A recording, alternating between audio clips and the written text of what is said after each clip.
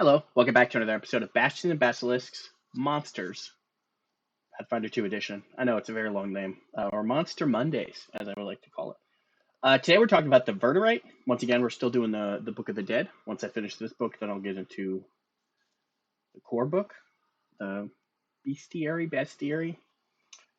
All right, we got the Verdorite. When disaster befalls the natural world, a different kind of undead may rise.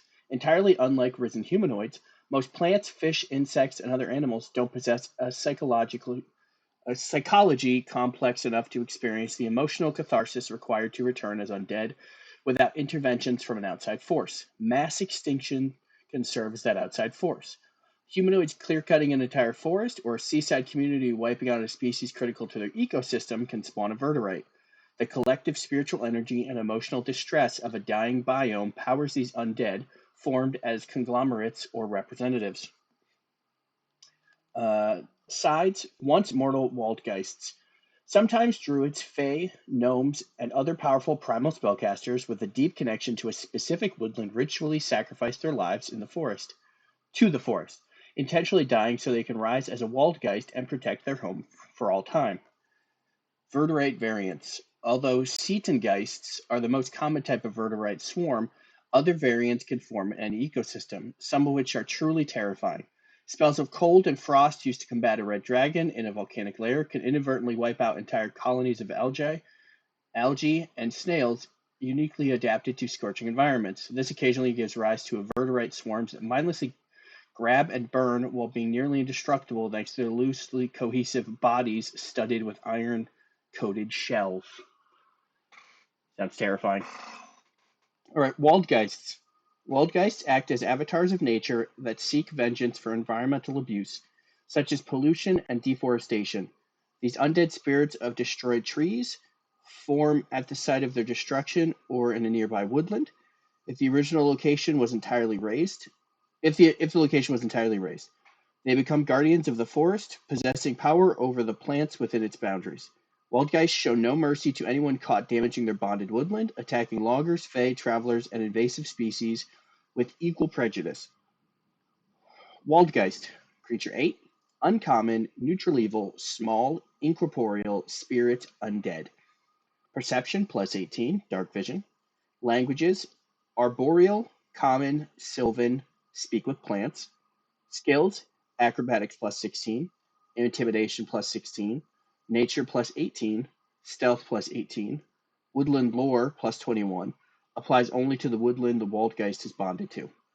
Strength minus 5, dexterity plus 6, constitution plus 3, intelligence plus 3, wisdom plus 6, charisma plus 4.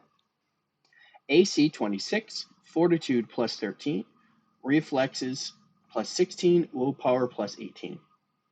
Hit points 100, negative healing. Immunities, death effects, disease, paralyzed, poison, precision, unconscious.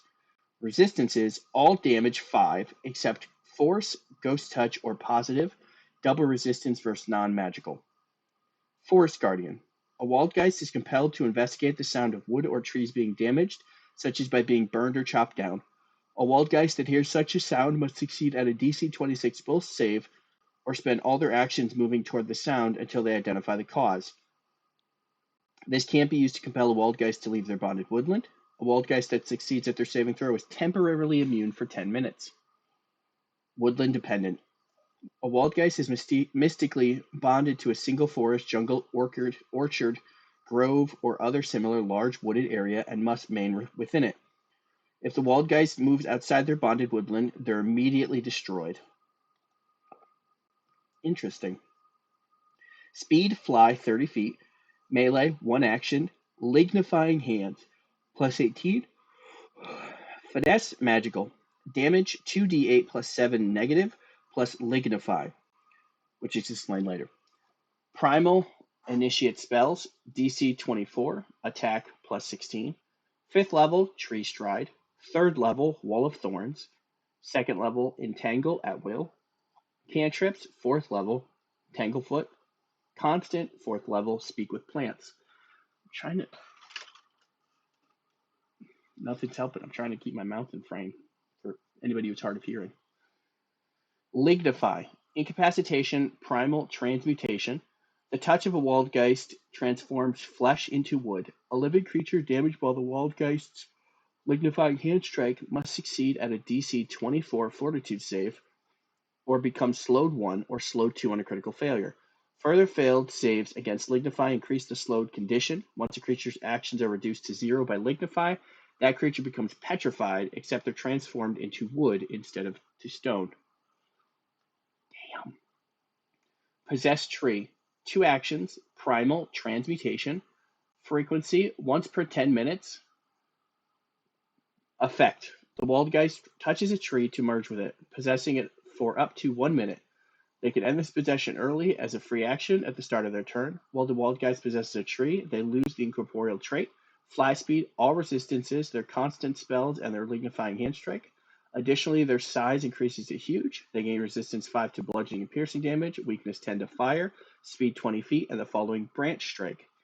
Melee, 1 action, branch, reach 15 feet, plus 20 to hit, damage 2d12 plus 9 bludgeoning. While the Waldgeist possesses a tree, any damage that would be dealt to the Waldgeist is instead dealt to the tree. The tree has 60 hit points. When the tree is reduced to 0 hit points, the Waldgeist is immediately rejected and the tree is destroyed. Oh. Okay. So it has the same armor class. Interesting. Alright, Seatongeist. Seatongeists are composed of the bloated corpse of marine life, encrusted with bleached coral and wrapped in rotting seaweed. Although occasionally created by water-breathing necromancers, Seatongeists most often arise when an aquatic ecosystem collapses, resulting in the deaths of countless creatures. Bound by spiritual trauma, these corpses merge together, forming a writhing school of flesh and decaying plant matter, always talking, that seeks out and consumes what life remains in the region. The disasters that led to the creation of Seatongeists are typically caused by mortal interference, overhunting, ecological exploitation, pollution, or necromantic magic and experimentation. Seatongeist. Creature 12. Uncommon. Neutral evil. Huge. Aquatic. Mindless. Swarm. Undead. Perception plus 19. Dark vision. Wave sense. Imprecise. 100 feet. Interesting. Skills. Athletics plus 22. Strength plus 4. Dexterity plus 4. Constitution plus 7. Intelligence minus 5. Wisdom plus 3. Charisma plus 2. AC 32, Fortitude plus 25, Reflex plus 22, Willpower plus 19. Hit points 160, negative healing. Immunities: Death effect, disease, disease, mental, paralyzed, poison, precision, prone, unconscious. They do it in alphabetical order, and my usual means of doing it overcame me. Weakness area 10, splash damage 10. Resistances: bludgeoning 5, cold 10, fire 10, slashing 10, piercing 10. Necrotic runoff. Aura, poison, 60 feet. A Seatongeist secretes foul fluids into the surrounding water, poisoning it. A creature that enters or starts its turn in the aura must succeed a DC 29 Fortitude save or become sickened 2, sickened 3 on a critical failure. Creatures that breathe water take a -2 circumstance penalty to the saving throw. As long as creatures remain in the area, it can't reduce its sickened condition below 1. A creature that succeeds at its save is temporarily immune for 1 minute. Speed, swim 40 feet. Putrid Assault, 1 action. Each enemy in the Seatongeist space takes 3d6 slashing and 3d6 poison damage, DC 32 basic reflex save. A creature that fails this save also takes 1d12 persistent poison damage. Damn. And the picture they use is probably the one I'm going to use if I can, which is a swarm of whales and dolphins and killer whales. Interesting. I like that concept. That's an interesting concept of course, this book has also added a lot of interesting concepts. All right, so that's going to be it. Thank you very much for watching. I'll catch you all next time.